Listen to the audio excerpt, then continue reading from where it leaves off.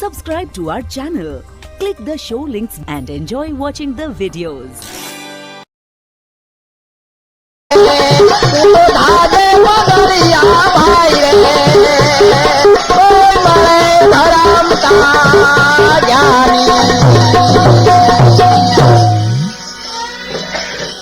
बिना आंख देखता है, बिना कान सुनता है, बिना जीभ बोलता है, बिना दिलों की सबके दिलों की जानता है। 52 की बार और लिखे में ना होए, शास्त्र में रीत नहीं समझो भाइयों। आकाशवाणी इसी में होए, इसी में मुक्ति जानो। सभी देव तो पांव पड़त है, इसी में नीचे आकाशवाणी थी। कोने? गौतम ऋषि ने। गैर पाछो जतो रे, मोड़ू થઈ જશે। કહેતાની સાથે ગૌતમ ઋષિ દોડ્યા, પણ ચંદ્રએ ચોરી કરી અને ચાડી કરી। અને એટલે સંતોએ ઘણી વખત કહ્યું છે ને, પેલા એક સાખીમાં, ચોરી ચુગલી જામીનગીરી और पराई नार, आ दुनिया में जन्म धरी तमे वस्तु तजी दो। चोरी करावे जेल, चुगली खवरावे मार, जामीनगिरी भरावे दंड, तो शीश कपावे। बधाने राज सेना थी गया। जर जमीन न जोरू आ तैन कजिया ना। इंद्र राजा शू करवा आया था? लोग મળવા આયા હતા કોઈ હલ્યાબેન ને? આ રાત જાય છે ઇન્દ્ર નું, તમે જુઓ। આવીને ગૌતમ ઋષિ દોડીને આવ્યા છે ને, ત્યારે ચંદ્રએ ચાડી કરી। ઇન્દ્ર રાજા બિલાડોથી નીકળી ગયો। ઇન્દ્ર તો પણ બિલાડો થયો। અને એટલે કહ્યું છે, કોણો કટ્ટો ને કુબડો, ए मोकड़ ने मंजार, ते पण तुझ रक्षा करो। दिन में 10-10 बे जड़चर बे वनचर बे बन्या राजकुमार, ते पण तुझ रक्षा करो। दिन में 10-10 वार। कोण? दैतो नो गुरु शुक्राचार्य। कट्टो एटले माथुं जेनु कपाई गयो तेवो गणपति, અને મંજાર એટલે ઇન્દ્ર રાજા। કોઈ બિલાડાનો નામ નતા લીધો માતા કુંતાઈ। આ તો બધા દેવતાઓને બોધ્યા હતા, પણ આપણને ખબર ના આગળ હતા હમો મોકડા ને કુકડા શું કા લાયા છે। हाँ, दोयड़ा तो आजना नहीं गई,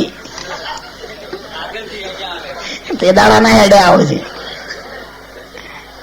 अने दोरो हतो ने ત્યાં સુધી ભગવાન કૃષ્ણની પણ તાકાત નથી કે અભિમન્યુને હાથમાં કોઠાના યુદ્ધની અંદર મારી શકે।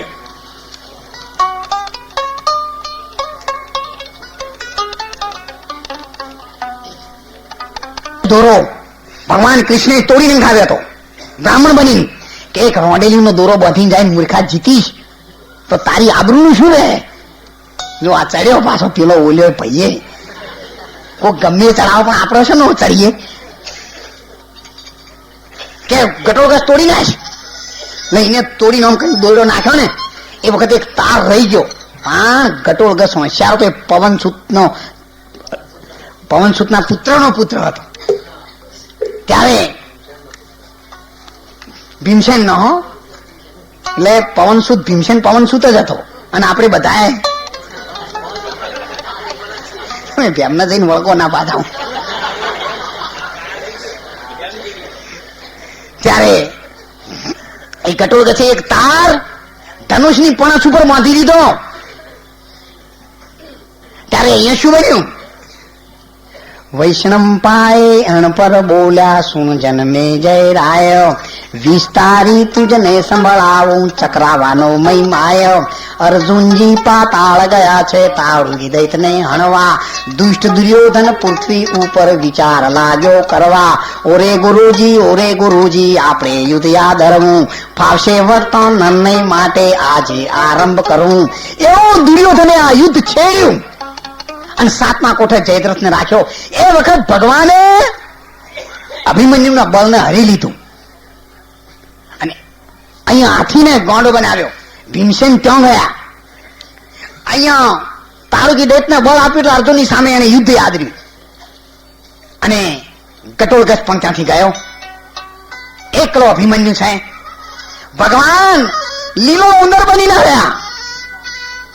કોઈ દાડો ક્યાં જોયો લીલો ઉંદેડો? કોતોણા એની માઈ સ્પેશિયલ જન્મ આલ્યો છે.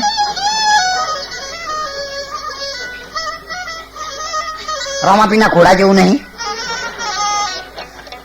તમે ધોળાન કાબરાન લાલ ને ભૂરાન શ્યામ ને બધા ઘોડા જોયા, પણ લીલો. પણ તોય વસ્તી કે છે ને કે ભાઈ બાપો ધણી લીલા ઘોડા વાળો આવ્યો મારો ધણી. અને આ લીલો ઘોડો છે ને એ ઘોડાને ઉડી આકાશ માર્ગે જતો કશું નડતું નથી. કેમ તમે કહો? ગમે ત્યારે રામદેવ બાપુ ગમે ત્યાં જતા ને પણ સીધા લીલા ઘોડા ઉપર જ બેઠા. એટલે તરત નથી સગુણા લૂંટવાની એટલે કીધું, અરે તારી બેની લૂંટાણી વનમાં મારા જો રણવતમાં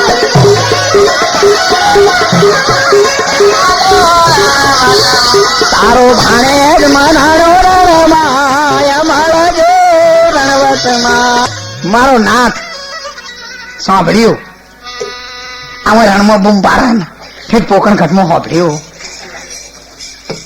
આપણે ક્ષેત્રમાં બૂમ પાડીએ તો આપણા ઘરવાળા ઘેર ભાત લઈને વાપરતા ને. અને આટલા કિલોમીટર દૂર વાપરી તે કોક હશે ને. હે શામમાં લઈને બાપો ધણી લીલા ઘોડા ઉપર આવ્યા હતા. અત્યારે ખાલી તમે આ ટીવી નો ડબલો હોય છે 10-15 હજાર નો, એમાં તમે જુઓ કે હો અમેરિકાનો માણસ દિલ્હી થી બોલે છે અને હું આગળ આપણને દેખાય છે, સંભળાય છે. અરે બાપુ આ તો તમે 10 વર્ષથી આ ડબલા જોઈએ પ્લાસ્ટિક ના, પણ આ તો આદુ અનાદિનું ભારતમાં હતું. સગુણા છે રણમાં લૂંટાણી બૂમ પાડી હતી ને અને રણું તો પોકણ ઘટમાં રમાપુરી વાપરી હતું. કો એ દાડચો ટીવીઓ ને એન્ટેના વાયર ગોઠવ્યા હતા, કોઈ ચેનલો મિલાવી હતી પણ ફાટ લઈને જતું રહ્યું. આ તો ડબલા હવા એટલે આપણને જાપાનમાં જઈને એટલે આપણને નવાઈ લાગી કે હા આ તો ભારતમાં હતું જ.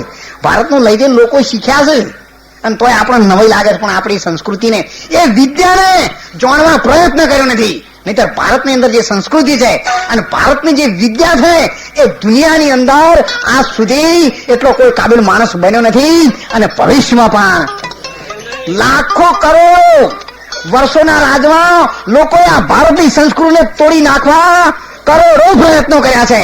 છતાં પણ એની મૂળ ભૂમિકામાંથી સંસ્કૃતિ બેઠી થઈ અને તૈયાર થઈ જાય છે. અને દુનિયાનો ઇતિહાસ ભલે તે ગમે તે કહે પણ શાંતિ પ્રાપ્ત કરવા માટે બધાને અહીંયા ભારતમાં આવવું જ પડે છે. ભલે આપણે ચમ શકો બીજામાં શાંતિ લેવા આવશે ને આપણે હું એની વસ્તી ફાકર સુધતું જેમ છે. કારણ કે એને જરૂરિયાત કરતા વધારાની વસ્તુ એ પ્રાપ્ત કરવા માંગે છે એટલા માટે. અરે ગૌતમ